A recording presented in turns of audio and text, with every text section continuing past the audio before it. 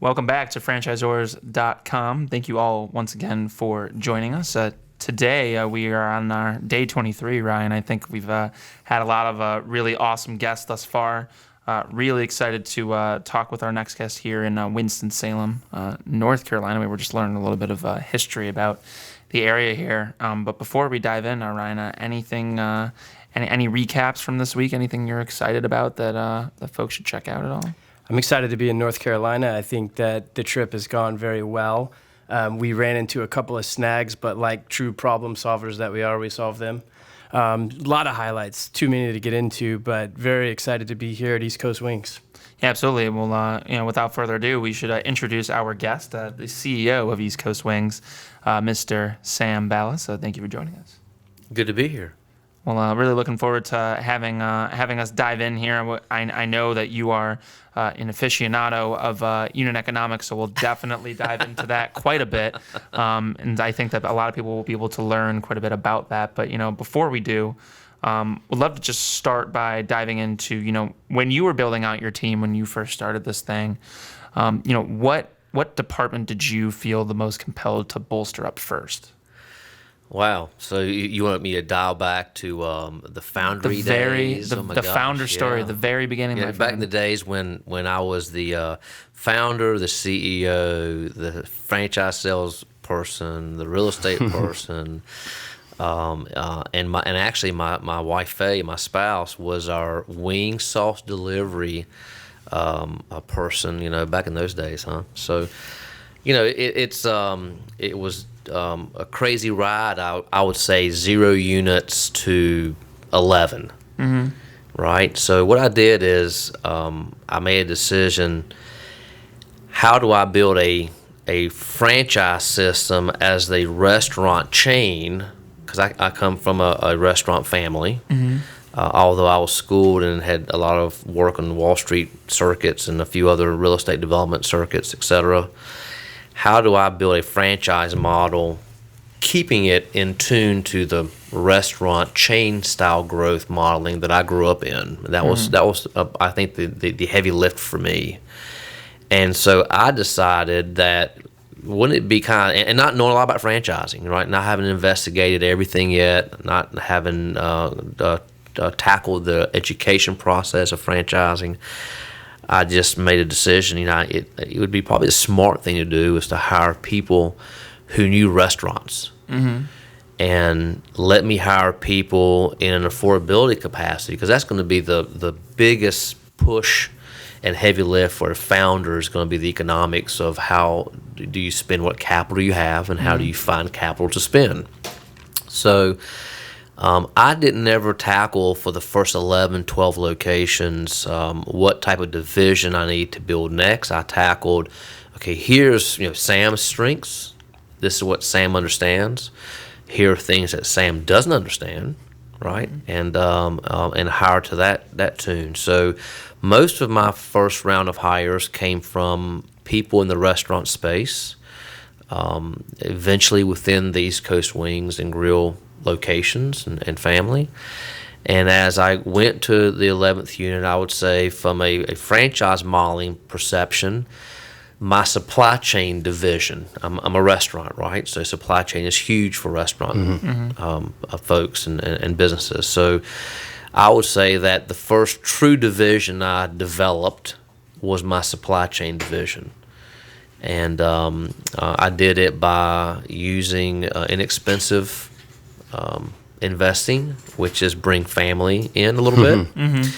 And then when that grew to about 18, 19 locations, I realized that the intellectual capacity of what really I was looking for needed to be enhanced. So I went out and actually hired a supply chain individual, somebody who came from that industry. So that was probably the brand's first true division in the model that we developed.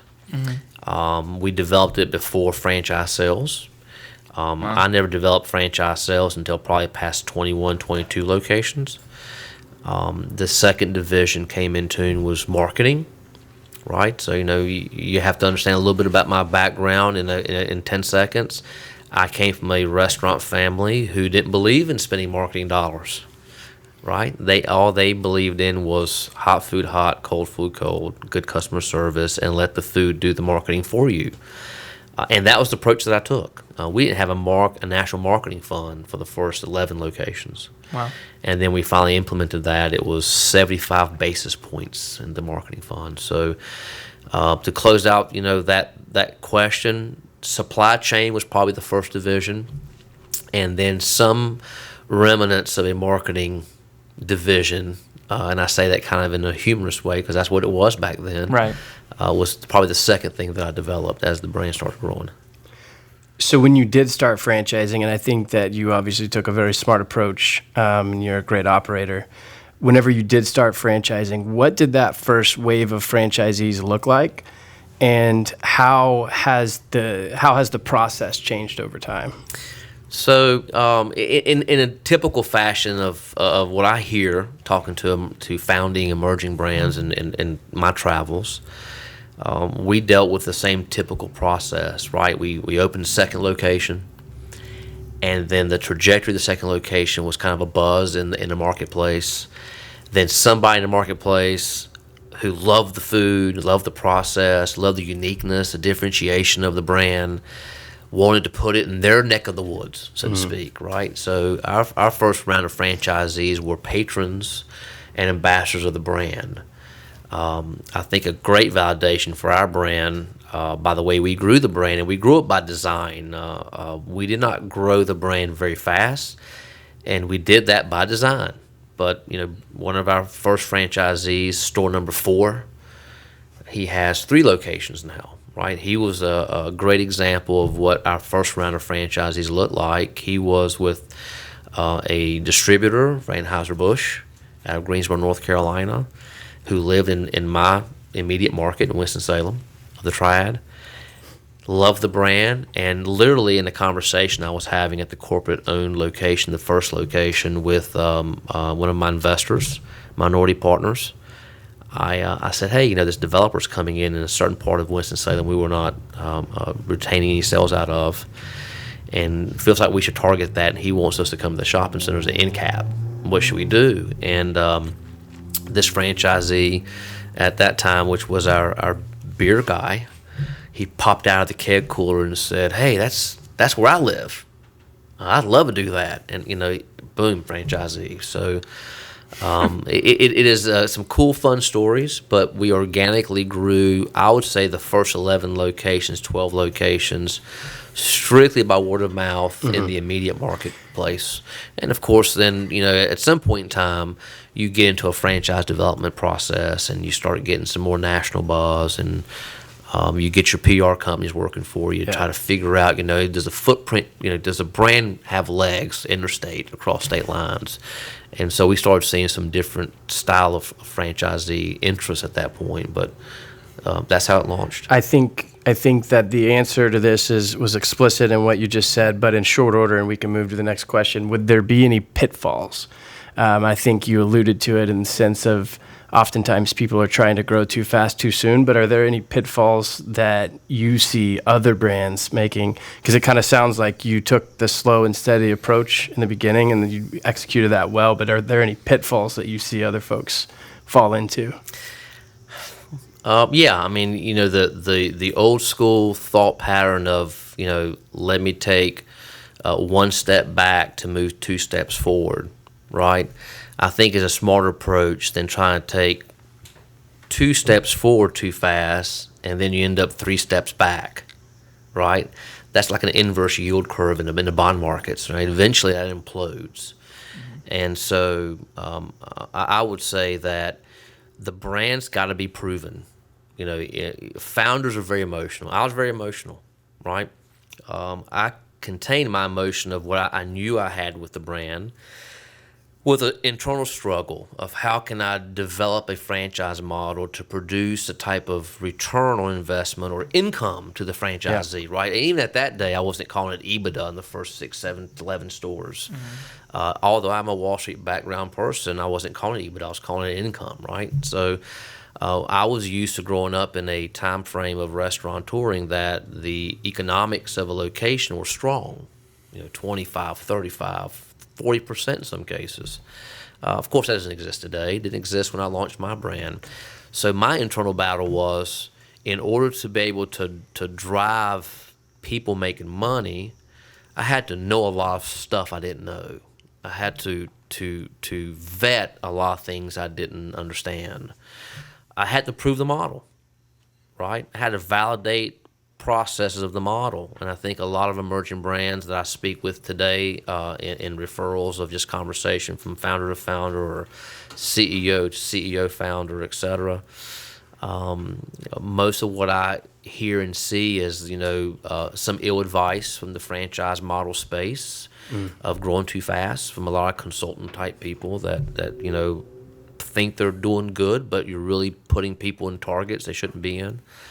And they grow too fast. I mean, people call me and say, hey, I sold 60 or 100 locations in my first 18 months of franchising. Well, that's awesome. How are you going to open those stores? How, are you proven? How many stores do you own? 3. Are they proven? How long have you been in business? 2.5 years. We were operating 1999 to 2002 before I decided to venture in, how do I grow this cool idea? And I spent 2002, 2003, and 2004, so almost 2.5 years investigating the franchise model platforms. I went to IFA as a non-member attendee, not knowing a soul, just because I heard that's where you went to understand what's going on, right? So it takes, I think, a certain kind of discipline to be able to do that when you have something that's kind of hot or differentiating and cool that you think you can scale. And the other thing that I did is I didn't want anybody's advice initially on how I thought my vision should be cemented going forward. I came from the Wall Street background where I was consulted. And it's easy to get emotional when somebody's bringing ideas to you and you don't understand those concepts of ideas. I'm built as a person who has to understand all the concepts of the ideas you're giving me for me to be able to buy in and vet those ideas. So I didn't seek consultation initially at all. And I think the biggest problem that I see right now or have dealt with trying to advise some founders is be patient, right?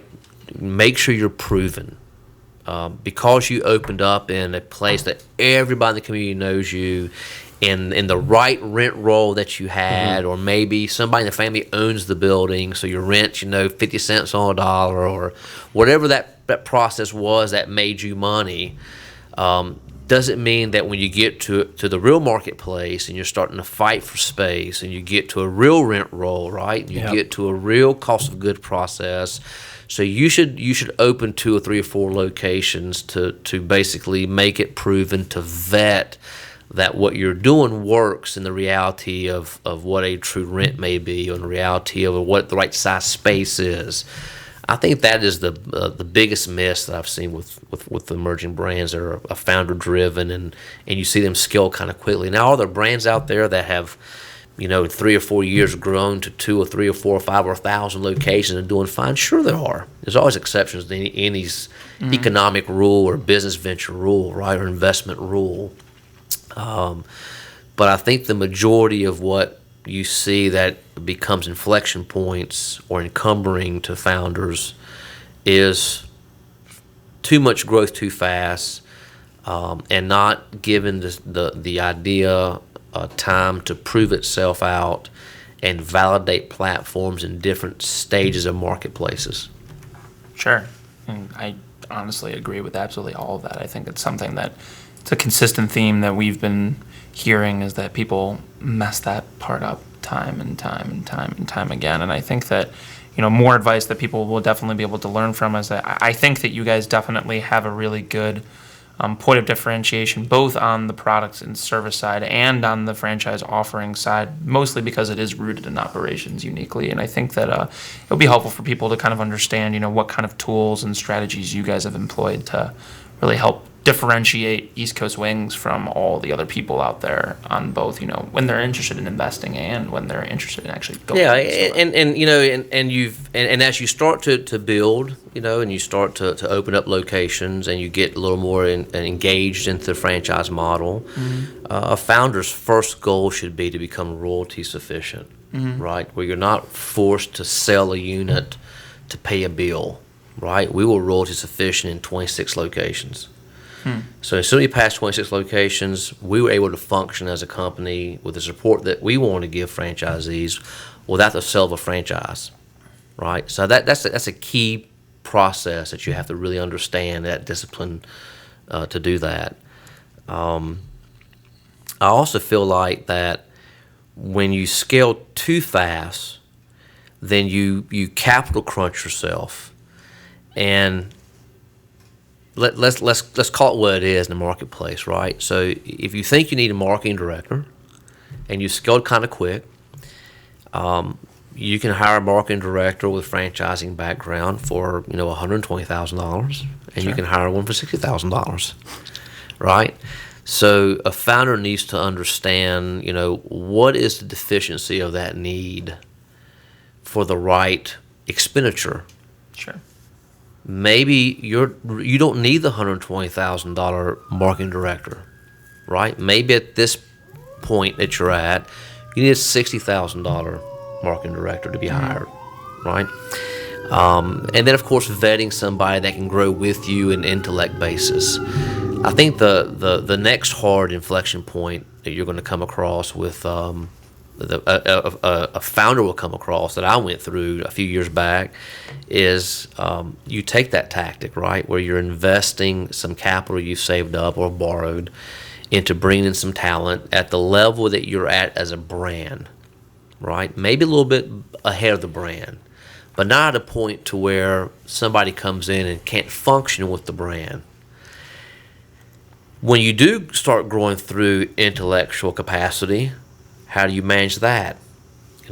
How do you exit somebody that's helped you through a certain level that you've grown to before you get to the next level of need?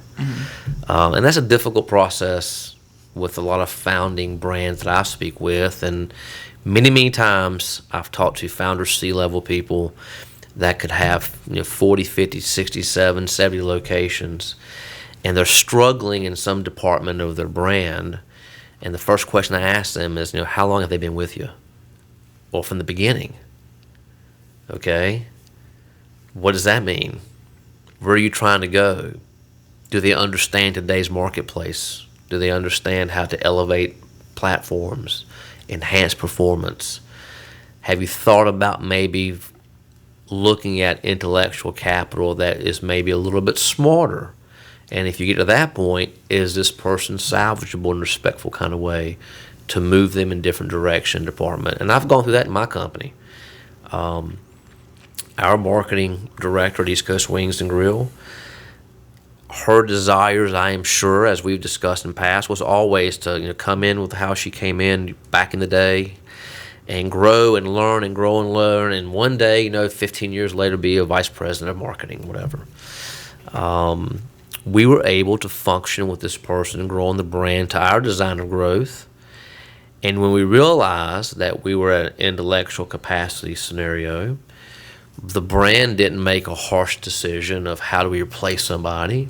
We looked at our expense modeling, and we said, hey, if we're going to be unit level economics driven, then we have to also have as much unit level marketing knowledge base, like local store marketing, LSM, or LMS. So we got to make sure that the franchisees have direct contact to somebody at that level. And we engaged her and said, listen, we're going to be bringing in somebody at a level nationally that we think we need to get to the next plateau of the brand. But our vision for you is this. Are you good with what we want to do? And we helped kind of develop a national director of marketing that fit her ability, and then structure franchisee support so there was a full workload for her while we went out to bring in, somebody that happens to be an ex-Krispy Kreme marketing person, right? That in our marketplace. So we brought in somebody with a lot more intellectual capacity to help grow the brand and salvage a long-term employee. So those are that's another challenge a founder's going to go through as they're building their company and trying to figure out what the next process is. They need to have elephant skin, be fair to people, but have elephant skin to realize that sometimes you may have to make personnel changes for that elevation to ever happen. So you said two things there. One, you were at royalty self-sufficiency at 26 units. I know folks in the audience are doing the math on that, so kudos on building the great business. That's a lot earlier than a lot of brands. But want to have you speak to unit level economics. In that last answer, you also kind of alluded to it. It's like that's where everything goes back to, and that's where you look at it when you talked about elephant skin. At the end of the day, that's your scorecard. That's how you're evaluating. But speak to unit level economics as the audience has grown. Maybe some folks in the audience don't understand exactly what you mean when you say that, but then also talk about the really awesome setup you have that's almost like a New York Stock Exchange floor, and you're like tracking everything. But and keep my memory going here. Let's go back to the 26 units, royalty self-sufficient. What does that really mean to people listening, right? For me, it was self-sufficient. It may not be self-sufficient for somebody who has, a mega growth desire or vision. I never had that. I had a growth desire of 10 to 15% annual average new unit growth. Mm-hmm. So I was never a founding CEO or a brand that wanted to roll out 30, 40 locations a year. So when I say 26 royalty self-sufficient, we were growing and have been growing on those type of averages. The only time we've missed that type of average was when we decided to stop growing in 2009 and some of 10 after the Great Recession, when I opted to take that opportunity and strengthen my supply chain by manufacturing proprietary my sauce products and dry rubs that we were not able to do prior because the manufacturer wouldn't give me the SKU runs that I needed, right? They wanted 3,000 cases. I couldn't afford at that level brand 3,000 cases. The recession came in, a blessing in disguise to the East Coast Wings and Grill. So we took a year and a half off of developing new locations, and we helped the franchisee drive their cost of goods under proprietary products 22%. Wow. So it just depends on how you want to manage your cash flow model. So my magic number was 26. ULE can be a lot of things, right? So most ULE topics across the franchise modeling, you always get down to EBITDA, right? So that's definitely something that drives us. But in order to develop good ULE, I've developed with my team and our franchisees kind of this cool lettering plus system, right? So we have an A plus B plus C equals D, right? So we go through a training process of A for accountability. And then if you have accountability under a restaurant platforming and proprietary platforming that we have for East Coast Wings and Grill as a unit operator, then you'll eventually, if you sustain that correctly, you eventually will start creating behavior in your employee base, right? And even with consumer base. So behaviors will change. And if the behaviors are trajectorying the way the accountability is being held, we find that the majority of that trajectory is positive. Mm-hmm. So ultimately what happens is you build a culture, right? So you've gotten to your C. So your culture is built. And once you've, proven and validated your culture, now as an operator, you can DNA what you are and who you are, right? You can turn that to a DNA where when people come in to dine at an East Coast Wings and Grill with an operator that has solidified that A plus B plus C equals D, they know they're getting their wings consistent, right? They know they're getting their burgers consistent and juicy beef. They know they're getting the flatbreads cooked correctly, hot food hot, cold food cold, right? And great customer service. Not that we don't have operators who haven't figured out the A plus B plus C. I mean, that's our challenge daily, right, to keep those folks focused. I do the same thing for our staff at the corporate office. Once you solidify that, I think driving unit level economics when it comes to P&Ls and balance sheets and EBITDAs and educating your franchisees, what does that mean versus cash on cash investment returns or really cash flow management, take home money. You have to have a dedicated people and dedicated capital to pay those salaries and get the platforms necessary to measure. So we were very good at a brand, and I would advise any emerging brand, under 100 locations, especially the ones that are founding, emerging, 0 to 21, 0 to 30 locations, taking the excess capital you have and invest it in platforms that helps you capture data. So you got to have data. And because of my Wall Street background and numbers background, I was data eccentric, right? I mean, that's what I did. So it wasn't a hard philosophy to instill in the building, we call it, right, and all the employees here, that data is what drives us. Well, from there we evolved into this ULE division talk. And we have 3 people now in the company, of 14 full-time and 1 part-time in this building. 3 people dedicated to all they do is look at data. If you went to Whitney Mann's desk, and she has an analyst beside her now, Whitney's desk looks like a Wall Street desk, right? There's 3 screens on it, right? And if you look at when it's operating, she can move one number from this screen over to the 3rd screen, and I'm not a techie guy, so how they do that, I still don't know, but they do. And then she can plug it into a proprietary formula basis that flags a certain kind of trajectory we're looking for in the location.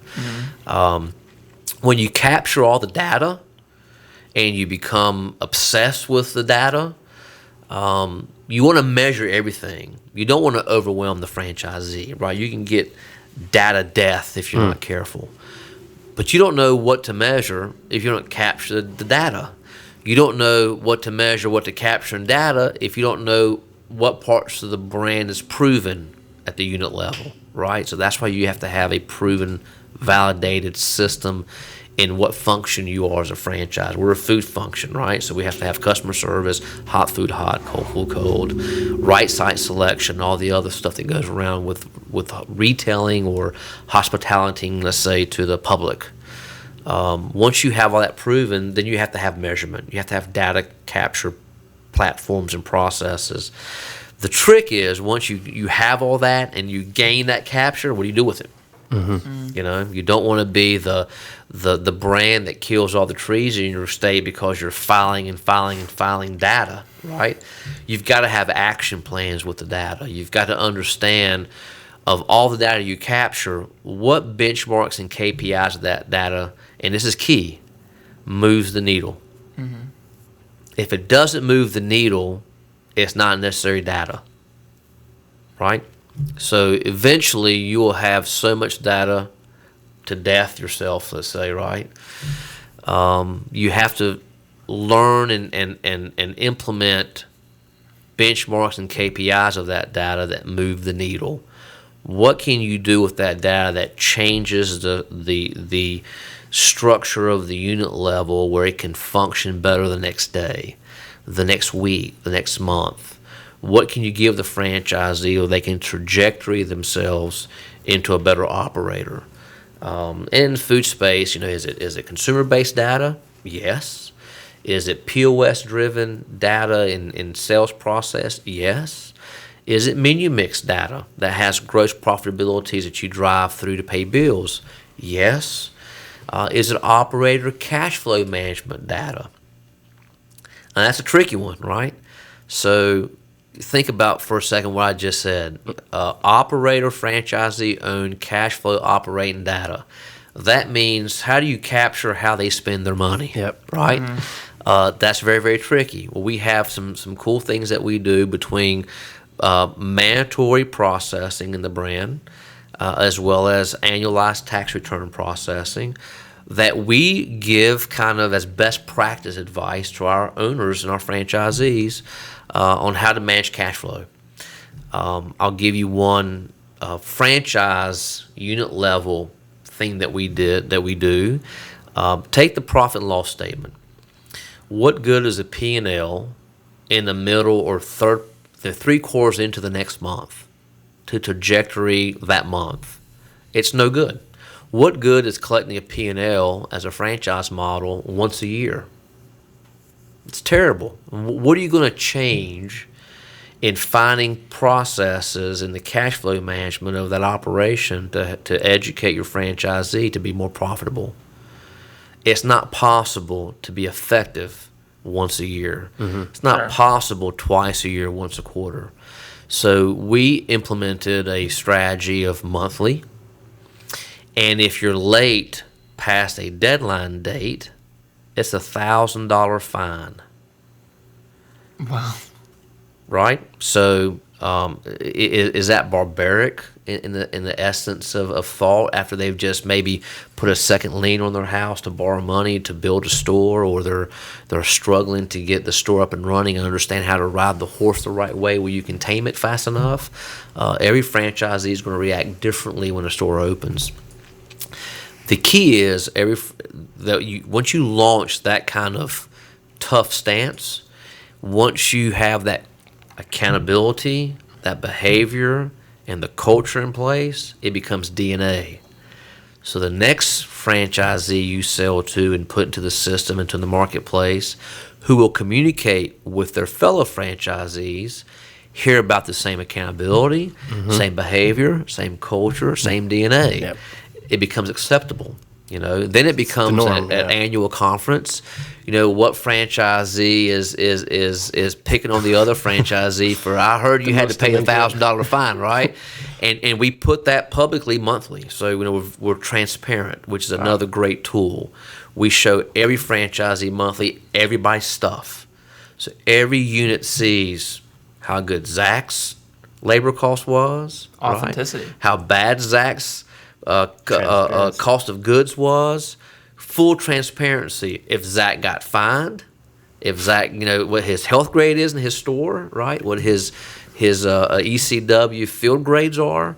So everybody sees each other's measurements, kind of as a team approach and a motivation style approach. So I get a kick out of walking around, 105 people in our conference with suppliers and vendors, and listening to franchisees. When somebody walks in for the first time for the weekend, and they say, "Oh, so and so just came in. Did you hear about he got fined for having his P&L late?" It works though.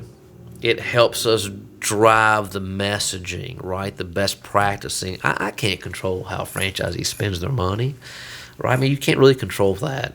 But you can set some type of standard as a brand to say, hey, if you're going to own this brand, it is a DNA of unit level economics. And the way we establish and hold that accountable is through these type of platforms. And oh, by the way, your P&L better be here by the 10th.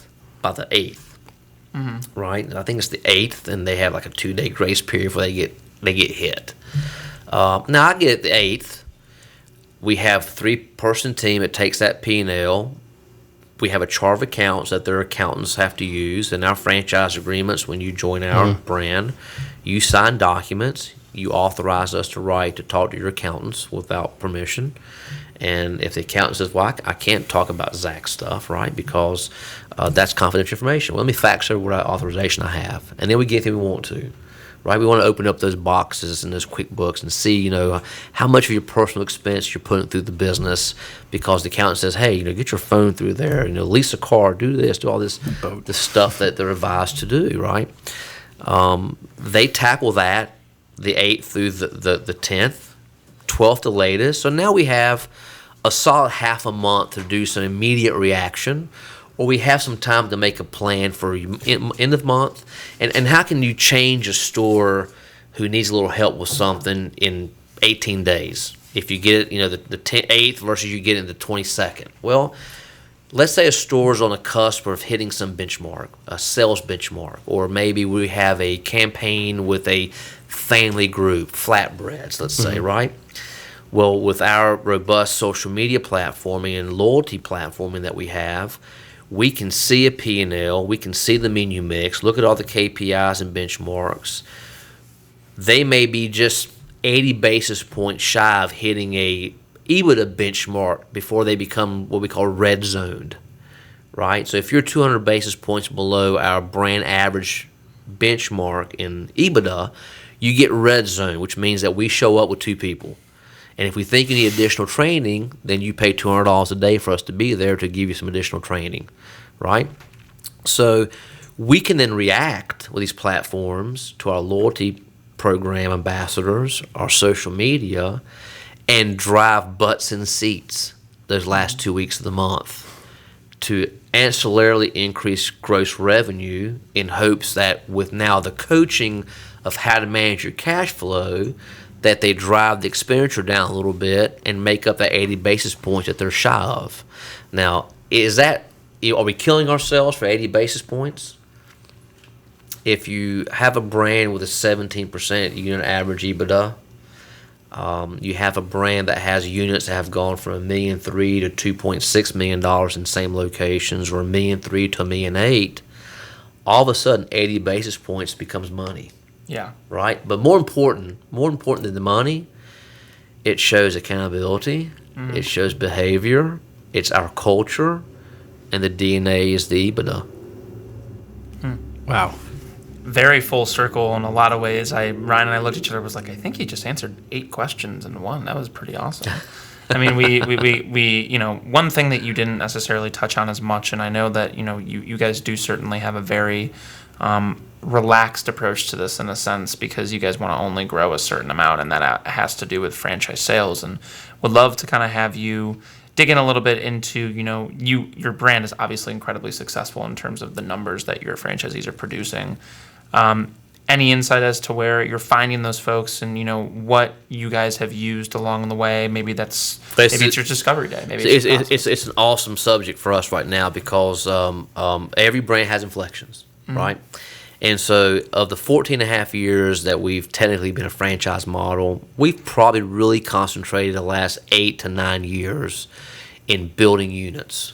Now, that first 5 to 6 years, we spent that time frame building infrastructure, building platforms, figuring out how to afford platforms, negotiate them down to a price point that we can afford, to capture that data and measurement. So if I look at myself as a critique, as the founding CEO, okay, let's say that Sam's got a 3-legged stool, right?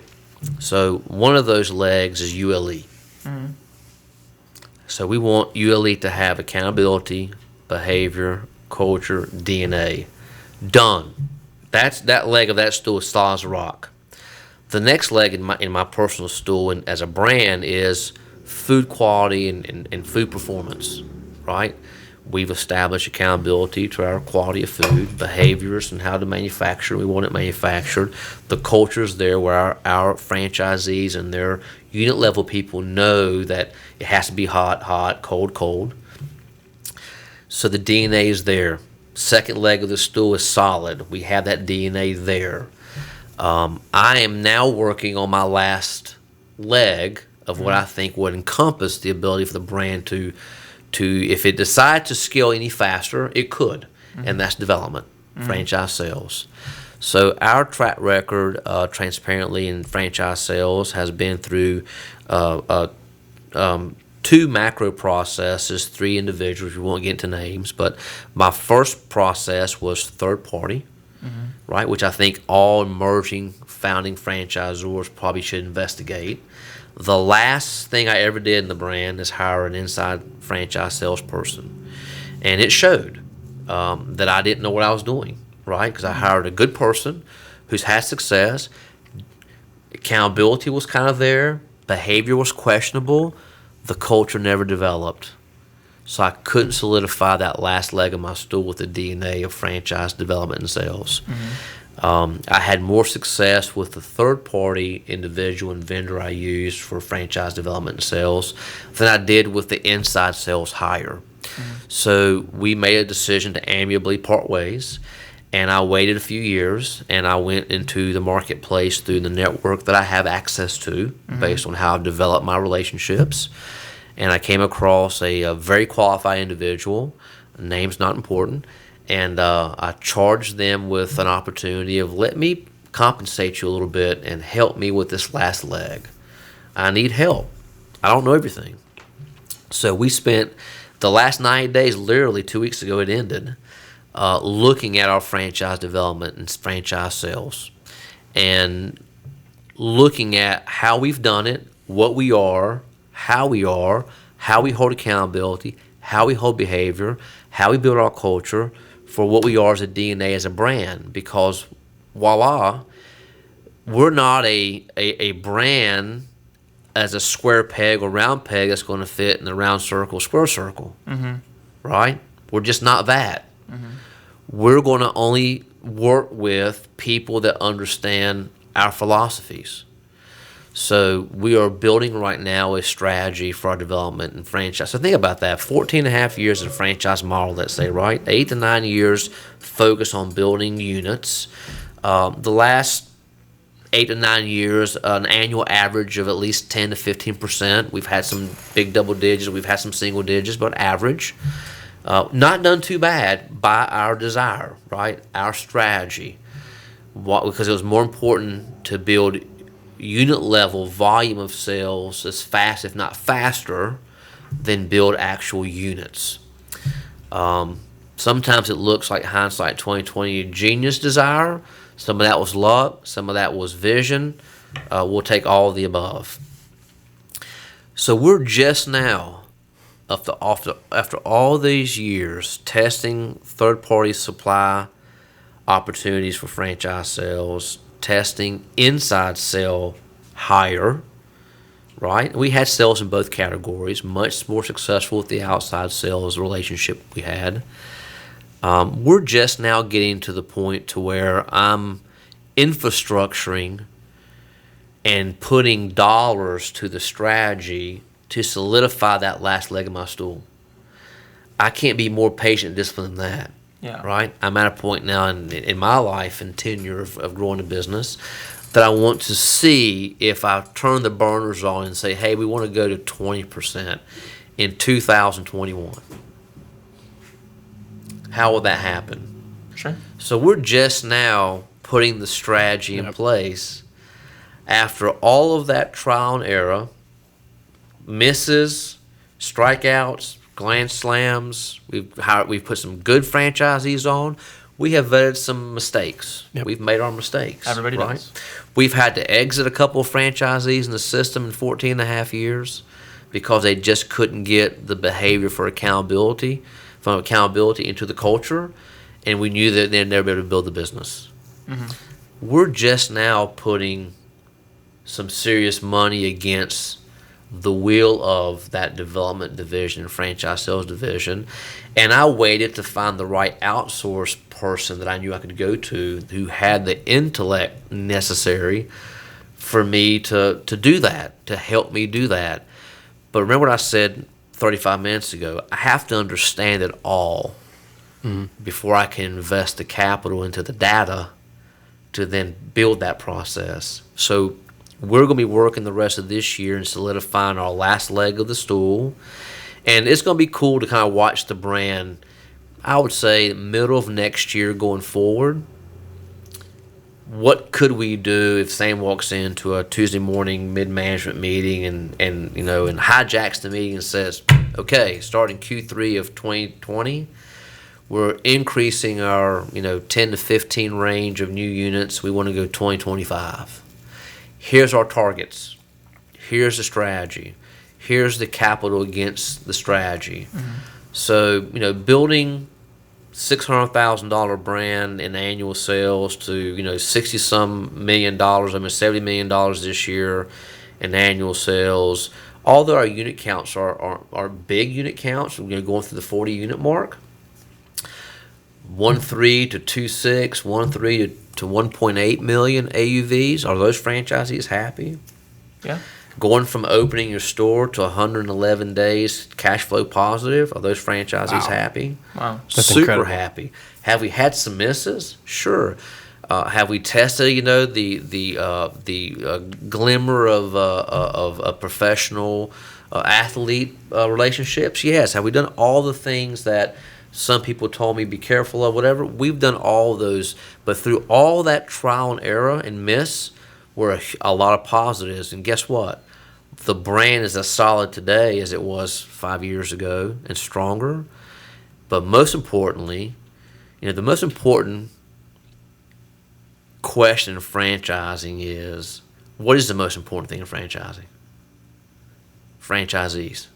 Yeah. And what's the most important thing for the franchisees? Profitability.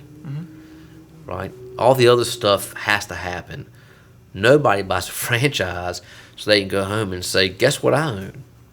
Let me show you my cool shirt that has an East Coast Wings and Grill, embroidery on it. They go home wanting to make money, right? Absolutely. So the most important thing in franchising is franchisees. Yep. Most important thing about franchisees is profitability. And if you can't figure that out, you should not be franchising. Yep. Last question. Looking back, is there anything that you would do differently, or are you pretty pleased with everything that you've accomplished? Just one, because I know there's many Yeah. for a lot of people. So. Well, I would say I wouldn't change the philosophy of what I wanted to build. I wouldn't change my A plus B plus C equals D. If there's anything that may have held the brand back a little bit from maybe being a 50-unit brand today, going through 50, I probably took a little longer in accepting that you have to make intellectual capital changes to keep your business growing. Right? In a lot of those cases, we were able to transition people in salvage employment and put them in areas that they had value for the brand and for themselves. And in 2 or 3 cases, we just had to make changes. And that delay process may have been my Achilles heel of not being a little bit larger brand today. I see what I've done the last 3 to 4 years versus the last 9 years. And today, I will make a change much, much faster if I feel like that we've got a team member that is struggling on the deliverable of the need. And I will spend fair time to figure out where could they fit somewhere else, and salvage employment for them and their households, and also keep the brand trajectory in the right way. It won't be a 2-year process of decision. It'll be a 2-month process of decision. So that's probably the one thing that I wish I'd done a little bit, not more aggressively, but faster. There's a differentiation, aggression versus fast, right? Make a decision a little faster in the reality of what you need and what you have going on, versus being too rash in your decision and too aggressive with it. Excellent advice. Yeah, and Sam, we really appreciate you taking the time. I think that we got to cover a lot of topics, and you really went into the nitty-gritty, and we appreciate it. Sure. Because, not everybody is willing to kind of open up the book, so to speak, and just kind of talk about the franchise model space for me has been wonderful. I've had so much take from people give, and I love to give back. You have to pass forward. No, You gotta we pay appreciate for it. Well, we really do, and Yeah. I know that Ryan and I got to learn some stuff today too. Every single time I sit down with you, I learn something. So I really appreciate it, man, and thanks so much. And You got it, looking guys. forward to seeing you soon. Great. Thanks, Sam.